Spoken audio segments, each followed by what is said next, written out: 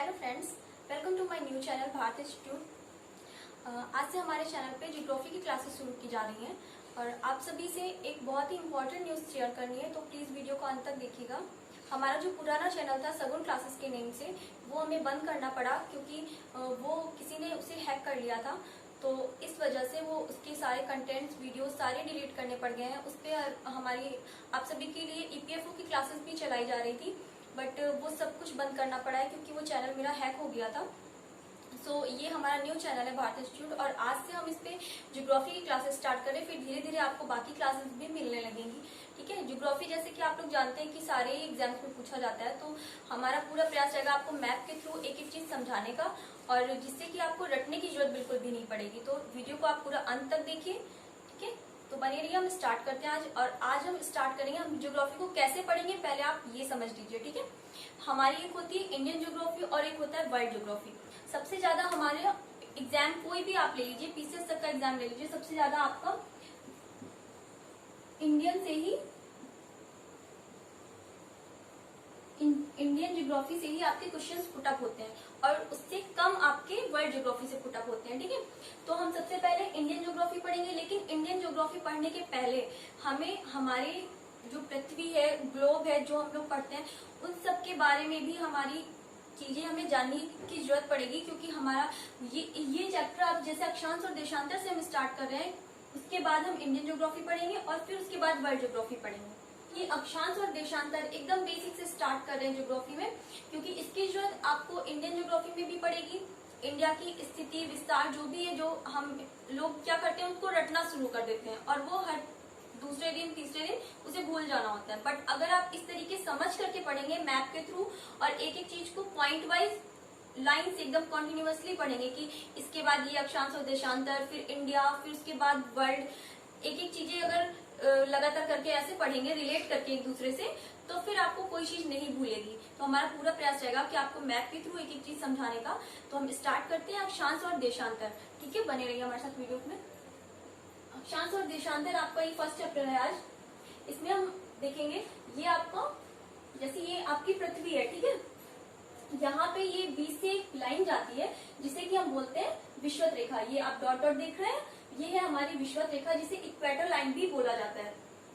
और इसके बाद ये हमारे ग्लोब को, हमारी पृथ्वी को क्या करती है, दो भागों में बांटती है। ठीक है, दो बराबर भागों में बांटती है। इसका जो ऊपर का साइड होता है उसे हम क्या बोलते हैं, उत्तरी गोलार्ध, और नीचे का साइड हमारा दक्षिणी गोलार्ध होता है। ठीक है, और उसके बाद यहाँ पे आप देखिए, यहाँ पे छोटी छोटी सी ये लाइंस आती चली जाती है।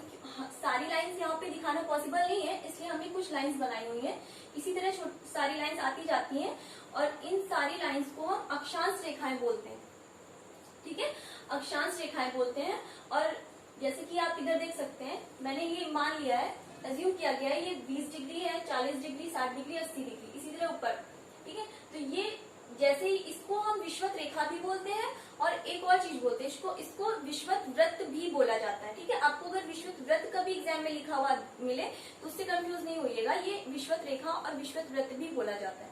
और ये सारी हमारी इमेजिनरी लाइन्स होती है। इनकी जरूरत क्यों पड़ी, सबसे पहले तो ये जान लेते हैं। जैसे कि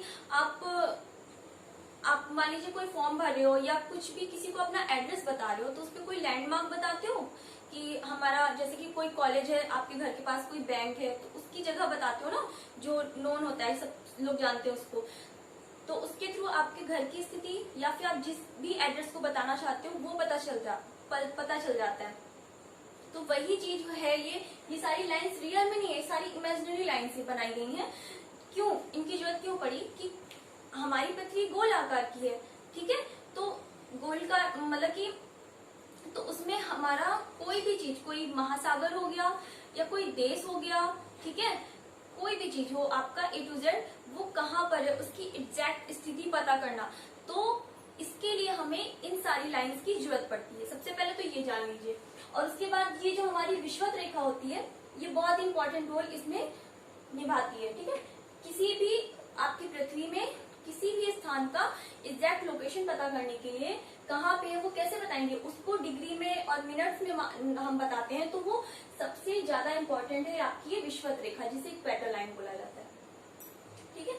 तो ये क्या होता है, जैसे जैसे हम इसको ऊपर की ओर जाते हैं, इक्वेटर लाइन से आप जैसे जैसे ऊपर की ओर जाएंगे, आपकी क्या होगा, 0 डिग्री, ये 0 डिग्री होती है विषुवत रेखा। तो आप जैसे जैसे ऊपर जाओगे उसका मान बढ़ता जाएगा। जैसे कि हमने यहाँ पे लिखा है 20 डिग्री, 40, 60, 80, ठीक है। और जैसे जैसे आप नीचे की ओर आओगे तो भी आपका मान बढ़ेगा, 20, 40, 60, 80, देख रहे हो आप, ठीक है। यहाँ पे आपके 90 हो जाता है दोनों पे। तो जहाँ पे 90 होता है ये आपके ध्रुव बोले जाते हैं, पोल्स, उत्तरी ध्रुव और ये दक्षिणी ध्रुव हो जाता है, ओके। और उसके बाद यहाँ पे आपका मान तो बढ़ता जाता है, लेकिन जैसे जैसे आप ऊपर जा रहे हो विषुवत रेखा से, जैसे जैसे दूर जाओगे, ऊपर का मतलब चाहे आप ऊपर जा रहे हो या फिर आप नीचे आ रहे हो, विषुवत रेखा से जैसे आप दूर जा रहे हो आपकी दूरी बढ़ रही है, तो क्या आपका जो वृत्त का आकार है, मतलब मैंने बोला ना इसको विषुवत वृत्त भी बोला जाता है, तो जो आपके वृत्त का आकार है वो घटता जाता है, ठीक है। मान तो आपका बढ़ता जाएगा, जैसे 0 है फिर उसके बाद 20, 10, 20, 40, 60 ऐसे होता चला जाएगा, लेकिन जो उसका आकार है वो आपका घटता जाएगा। आप इसी में देख सकते हो 0 डिग्री से ऊपर जा रहा है, मान बढ़ रहा है, लेकिन इसका आकार घट रहा है। देखिए ये लाइन आपकी बड़ी है, सबसे बड़ी विषुवत रेखा है, फिर आपकी ये छोटी होती चली जा रही है ना, ये छोटी होती चली जा रही है, फिर उसके बाद यहाँ पे ध्रुव पे आके खत्म। तो वही चीज है, आपका मान बढ़ता जाता है लेकिन आकार घटता जाता है, ठीक है। तो ये आपने इसमें इतना जान लिया। और इसके बाद ये देखिए आपका एक और इधर मैंने फिगर बनाया हुआ है, इसमें समझते हैं हम कंप्लीट। ये आपका जो विषुवत वृत्त होता है 0 डिग्री पे, इसके ऊपर जैसे आप जाओगे तो जैसे 0 डिग्री पे फिर 20, 40, 60 ये ऐसे बढ़ते चला जा रहा है ना, इसी तरीके यहाँ पे जब आप यहाँ पे कोई 20 और 40 इधर यहाँ पे कहीं पे आपकी ये 23.5 डिग्री रेखा जाती है। ये देखिए यहाँ इस फिगर में मैंने बनाई है 23.5 डिग्री, ठीक है। 23.5 डिग्री जो रेखा जाती है उसे हम बोलते हैं कर्क रेखा, ओके।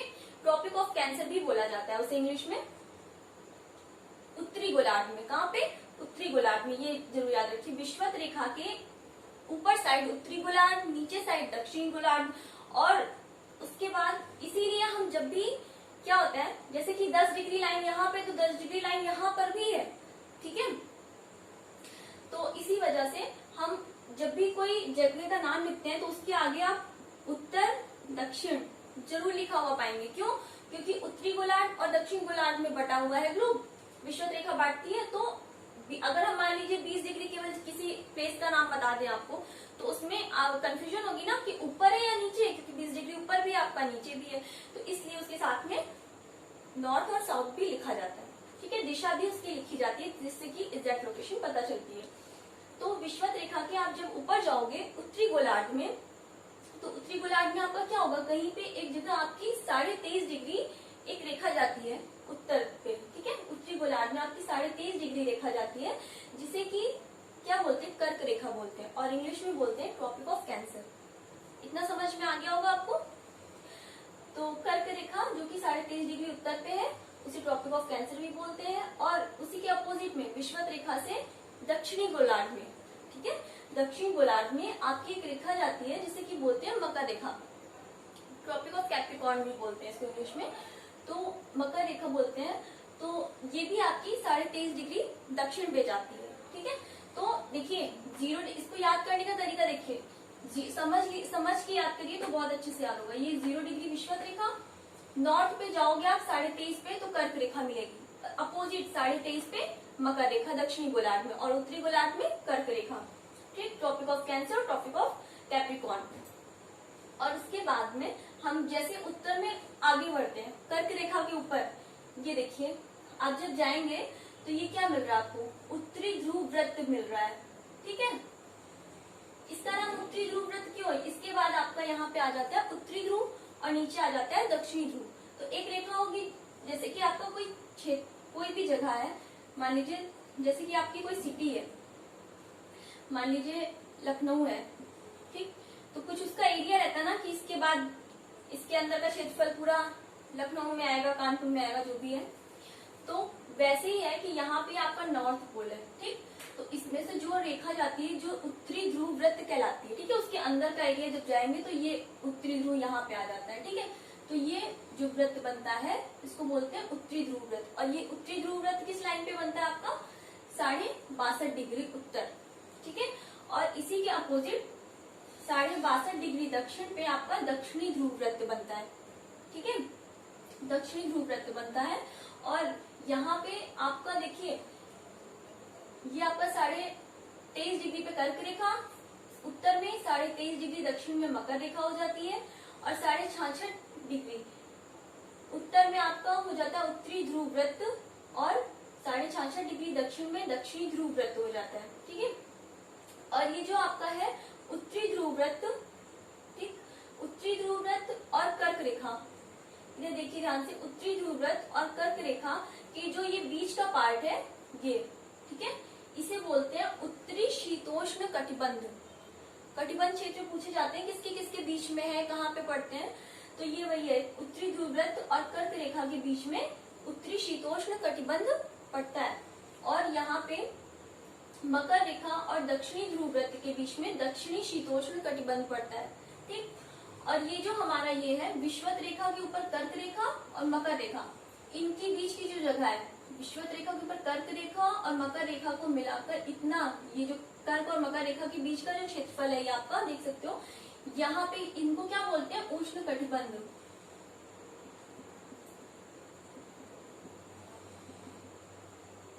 उष्ण कटिबंध, ठीक है, ये पहले समझ लीजिए, फिर इसको क्यों बोलते हैं ऐसा वो भी हम आपको समझाएंगे इसी वीडियो में। ठीक है, इसे हम बोलते हैं उष्ण कटिबंध, किसको, कर्क रेखा और मकर रेखा के बीच में जो स्थान है, क्षेत्रफल है, एरिया है, उसे हम बोलते हैं उष्ण कटिबंध। ठीक, और ये दक्षिणी ध्रुव वृत्त और दक्षिणी ध्रुव, ठीक है, अभी ये आपने पढ़ा ना, मकर रेखा और दक्षिणी ध्रुव वृत्त के बीच का दक्षिणी शीतोष्ण कटिबंध होता है, और दक्षिणी ध्रुव वृत्त और दक्षिणी ध्रुव के बीच में आपका होता है दक्षिणी शीत कटिबंध। ओके, और इसी तरह उत्तरी ध्रुव वृत्त और उत्तरी ध्रुव के बीच में क्या होता है आपका, उत्तरी शीत कटिबंध होता है। अब सबसे पहले तो ये समझिए कि उष्ण कटिबंध यहीं पे क्यों होता है। उष्ण कटिबंध का मतलब होता है ऐसा स्थान जो बहुत ही गर्म होता है। ठीक है, गर्म जगह जो होती है वो होती है उष्ण कटिबंध, नाम से ही पता चल रहा है।